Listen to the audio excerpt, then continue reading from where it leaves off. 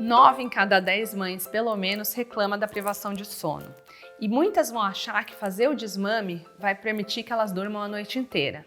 Mas é um grande mito isso. E até tem um vídeo aqui no canal que fala sobre a mamadeira que muitas mães dão na expectativa do bebê dormir e que ele não vai dormir a noite toda. Mas quando a criança tem mais de 18 meses, é sim possível fazer o desmame noturno.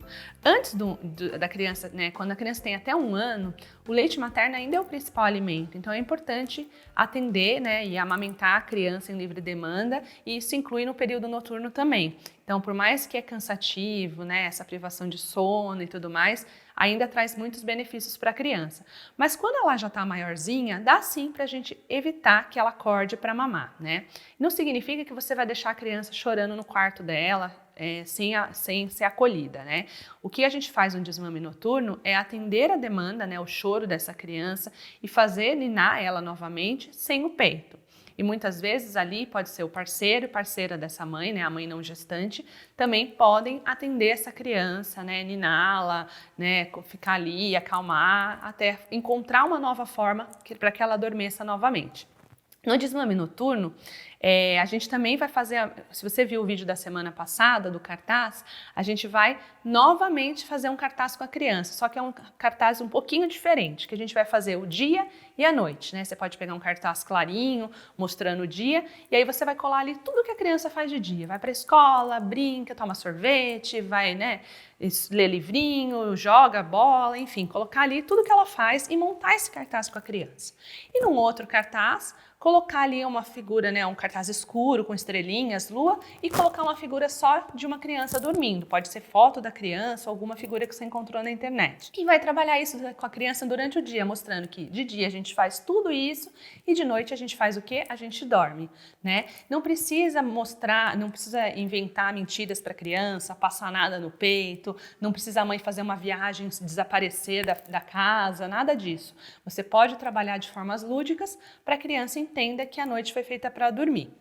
Claro que a criança vai acordar, vai ter choro, mas esse choro precisa ser contido por alguém, Então você vai dar o colinho para a criança, deitar com ela, a mamãe tá aqui, o papai tá aqui, mas não dar o peito, A gente tem que ser bem firme e a mãe tem que estar muito decidida a fazer, porque quando a gente não tá decidida, a gente acaba cedendo, Eu sempre falo para as mães, a gente sempre fala um não se a criança quer comer, por exemplo, um chocolate antes do almoço, mas a gente tem uma dificuldade muito grande de falar não para o peito. Então, quando você está muito convicta que você quer isso realmente, que chegou o momento de parar a livre demanda ou então fazer o desmame noturno ou o desmame total, a gente tem que estar muito convicta para que a gente consiga realmente colocar ele em prática. E no desmame noturno é muito importante você observar ali, nas noites, quanto o seu filho mama de verdade, Muitas vezes é uma mamada só, E as outras ele acaba dando uma sucção não nutritiva, que a gente falou chupetando, e volta a dormir, porque ele criou essa maneira dele voltar a dormir. Então, a gente pode muito bem fazer uma boa refeição, porque muitas mães acham que a criança está com fome, por isso que ela acorda. A gente tem que, por exemplo, fez a refeição, se ela jantou, geralmente janta 6, 7 horas, fazer uma ceia um pouco antes de dormir, aí dar algum alimento mais reforçado, por exemplo, uma banana, alguma coisa assim, e depois pode dar uma mamá e coloca a criança para dormir. Não tem problema quem faz cama compartilhada fazer o desmame, seguir com a cama compartilhada, se esse for o desejo da família, ou pode ser uma oportunidade também para você já fazer ali a migração para a criança para o quartinho dela, se esse for o desejo. Mas se você quiser continuar com a cama compartilhada, não tem problema nenhum também. Outra coisa importante é você e o parceiro ou parceira se dividirem ali, E muitas mães solo falam, mas e eu, Se a mãe solo não tem ninguém realmente, nenhuma avó, não mora com outra pessoa, ela pode fazer o desmame também. É mais difícil porque ela não tem uma pessoa para revezar ali com ela.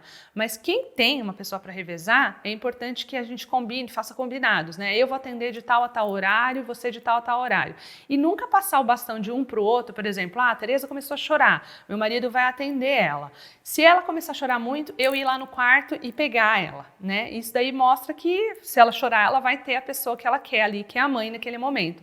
Mesmo que você não dê o peito, não faça essa troca de né, de quem está cuidando da criança nesse momento com a criança acordada.